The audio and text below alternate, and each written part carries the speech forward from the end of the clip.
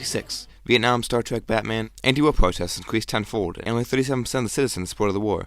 Adam West Batman debuted on ABC, and in September so did Star Trek. Biography music. Series 5 albums to help you decipher the landscape of 1966. January, Sounds of Silence, Simon and Garfunkel. While Sounds of Silence may not be their biggest record, it's the one that put them in the hot seat. Their first album, Wednesday Morning 3 a.m., produced by Tom Wilson, who I have a video by the way, go check it out, had come out 2 years earlier, in 1964. But it wasn't nearly big enough to truly launch their career, only selling 3,000 copies upon release. Paul moved to England and immersed himself in the folk music scene, befriending many folk artists, Bert Jansch, Al Stewart, but he also met Kathy Chitty, who would become the object of his songs Kathy's Song and America. Simon ended up signing a record contract and releasing some singles. He invited Garfunkel to stay in England, but Art would stay in the U.S. to complete his studies at Columbia. Simon's solo efforts, though, gained momentum when BBC Radio aired demos of his work, prompting the recording of his debut solo album, The Paul Simon Songbook, which featured future Simon and Garfunkel songs I Am a Rock and April Come She Will. Back in the U.S., Tom Wilson would make a new mix of The Sound of Silence, inspired by the folk rock he had previously employed with Bob Dylan's Like a Rolling Stone. He did this without telling the duo, but it paid off. The song would hit number 1 on the Hot 100. Upon learning this, Simon and Garfunkel got back in the studio and made a new album, Sounds of Silence. It was made quickly. Recording took place over only 3 weeks, and used 4 songs from the Paul Simon Songbook, 4 new songs, and 3 covers or reworking. Despite its speedy creation and release, this album is still a seminal album, and truly launched the career of the very important duo into new heights. The album peaked at number 21, and its singles, Homeward Bound and I Am a Rock, peaked at number 5 and 3, respectively. Even Wednesday Morning 3 a.m. got a boost in sales after it was reissued, and peaked at number 30 on the album charts. It's a very impressive showing for being made so hastily. Lyrics are super compelling, and the instrumentation is impressive, the duo being new to it. While Simon and Garfunkel have made better or more popular albums, this is where it all began. May, Pet Sounds, The Beach Boys. While Pet Sounds might not be the Beach Boys' biggest commercial record, it stands as their most influential and critically acclaimed work. The Beach Boys, who started in 1961 with a surf pop sound, had already achieved significant success by 1965. However, by the end of that year, Brian Wilson, the band's creative force, decided to stop touring and focus entirely on songwriting and production after a panic attack on a flight. Brian's decision to leave the road was driven by his desire to transcend the surf aesthetic that initially defined the band. He wanted to showcase his talents as a producer and songwriter by creating more sophisticated music. This ambition led to the creation of Beach Boys Today, which was released in early 1965 and marked the band's first significant departure from their surf stylings. This album hinted at the introspective and autobiographical themes that Brian would further explore in Pet Sounds. Pet Sounds was a collaboration between Brian Wilson and writer Tony Asher. The album features lush orchestration, intricate harmonies, and innovative use of studio techniques. It was a significant departure from the Beach Boys' earlier surf hits, leaning heavily into more mature and emotionally complex themes. Songs like Wouldn't It Be Nice and God Only Knows showcase the band's growth and Brian's ambitious vision. Inspired by the Beatles' Rubber Soul, Brian aimed to create a cohesive and artistic statement, and with Pet Sounds, he succeeded. Despite its innovative sound and critical acclaim, Pet Sounds initially received mixed reviews in the United States and did not perform as well commercially as previous albums, selling about 500,000 units. Capitol Records, concerned about the album's appeal to the Beach Boys' traditionally young female audience, quickly released a Greatest Hits compilation to recapture the lost sales. However, Pet Sounds was far better received in the UK, where it received number 2 on the charts and remained in the top 10 for 6 months, significantly raising the band's prestige. Listening to Pet Sounds revealed its technical brilliance. The orchestration and production are groundbreaking, showcasing lush arrangements and intricate harmonies. The album's emotional impact and lyrical content delve into themes of love, life, and personal introspection.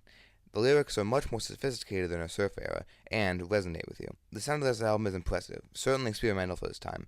Pet Sounds transformed the Beach Boys' career and the music landscape of 1966, influencing countless artists and elevating the concept of the album as an art form. Its sophisticated sound and introspective lyrics set a new standard for pop and rock music, solidifying Brian Wilson's reputation as a musical genius. Despite mixed initial reactions, its legacy has only grown, cementing its place as one of the greatest albums of all time. August, Revolver, The Beatles.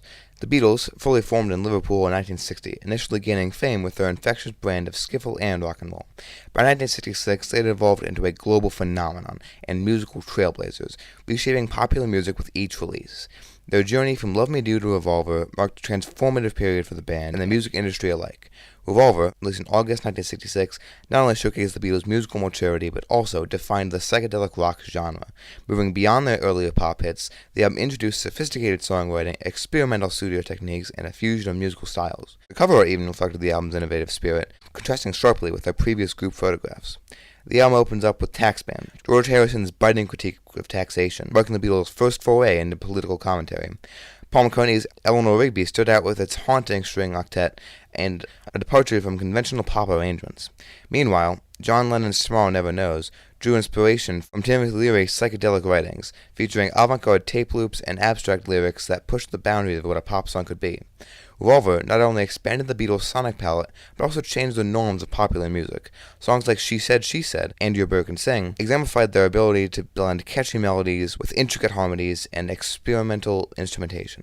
The album's production, overseen by George Martin, broke new ground with its use of studio effects and multi-layered soundscapes. The Beatles' final tour in August 1966, culminating at San Francisco's Candlestick Park, marked the end of an era.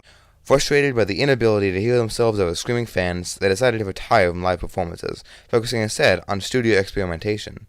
This decision mirrored their evolution as artists, who sought to innovate, rather than replicate their past successes on stage. Revolver remains a pinnacle of artistic achievement for the Beatles. The album's seamless blend of creativity and craftsmanship is evident in every track, from Harrison's exploration of Eastern mysticism on Love You Too, to McCartney's whimsical narrative on Good Day Sunshine. The chemistry among the band's members is palpable, with each contributing uniquely to the album's rich tapestry of sounds and ideas. Revolver not only solidified the Beatles' reputation as musical pioneers, but also set a new standard for what an album could achieve. Its influence reverberated throughout the music landscape of 1966 and beyond, inspiring generations of musicians to push boundaries and defy conventions. For these reasons, Revolver rightfully earned its place as one of the greatest albums of all time, and a timeless testament to the Beatles' unparalleled creativity and innovation. September, Wild as the Wind, Nina Simone. Nina Simone, renowned for her powerful voice and uncompromising artistry, transitioned to Philip Records in 1964. Simone's switch to Philip allowed her to explore themes of love, identity, and social justice more boldly than before. Her recordings became more politically charged, culminating in songs that resonated deeply with the civil rights movement of the 60s. Songs like Old Jim Crow and Mississippi Goddam cemented her role as a voice for change, influencing both her career trajectory and the broader music landscape. In 1966, Simone released Wild as the Wind, her sixth studio album under Phillips. Consisting of recordings from earlier sessions, the album showcased Simone's unparalleled vocal prowess and emotional depth. It features poignant tracks like For Women, which was banned by some radio stations due to its provocative lyrics, reflecting Simone's fearless approach to addressing social taboos. The album's title track, Wild as the Wind, became a standout, later covered by artists like David Bowie, underscoring its enduring influence and Simone's ability to transcend genre. With another notable track, Black as the Color of My True Love's Hair, exemplified Simone's minimalist approach, featuring only her piano and a bass drum, emphasizing her vocal intimacy and emotional range.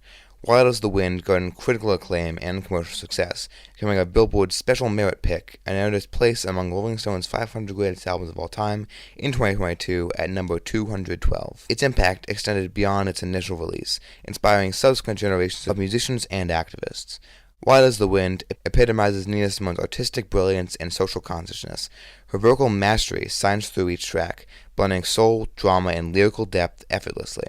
Whether delivering a heartfelt ballad or impassioned protests, Simone captivates with her unmatched presence and musicality.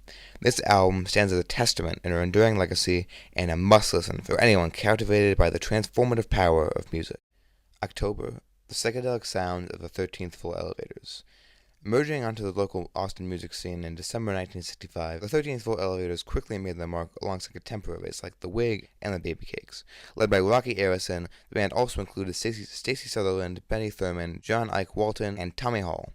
In early 1966, the band recorded 2 songs, including Rocky Harrison's You're Gonna Miss Me, which became a breakout hit after its re-release by international artists. The success of the single catapulted them beyond Texas, gaining popularity in cities like Miami, Detroit, and notably, the San Francisco Bay Area. They capitalized on the momentum with a West Coast tour, appearances on national television with Dick Clark, and performances at iconic venues such as the Fillmore and the Avalon in San Francisco. Later that year, in November 1966, the 13th Floor Elevators released their debut studio album, The Psychedelic Sounds of the 13th Floor Elevators, on international artists. This album, recorded primarily at Summit Sound in Dallas, encapsulated the band's innovative blend of psychedelia, hard rock, garage rock, folk, and blues. It featured the distinctive sound of the electric jug, a signature element of their music, prominently heard in their hit single, You're Gonna Miss Me. Tommy Hall's sleeve notes for the album mostly advocated for the use of chemical agents like LSD to achieve higher states of consciousness, contributing to its cult status among the burgeoning counterculture. Notably, the album's back cover is purported to be the first use of the term psychedelic in reference to music, marking its influence on the genre's lexicon. Critically acclaimed and commercially modest, The Psychedelic Sounds of 13th Floor Elevators is a pivotal album in psychedelic rock history, It influenced subsequent bands and albums, setting a precedent for experimental and boundary-pushing music. Songs like Reverberation Doubt also charted, albeit modestly, on Billboard's Bubbling Under chart, further solidifying their impact. This album's legacy extends beyond its initial release. It was included in Robert Dimery's 2001 albums A Year Before You Die, underscoring its enduring influence on music enthusiasts and historians alike. Its raw, amateurish charm, combined with a deep commitment to their craft, creates an enthralling listening experience. The album's vibe is intense and psychedelic, making it a cornerstone of the genre's early evolution. The psychedelic sounds of the 13th Floor Elevators stand as a testament to the band's creativity and ahead-of-their-time experimentation. Its impact on psychedelic music is undeniable, paving a way for future bands and artists to explore new sonic territories.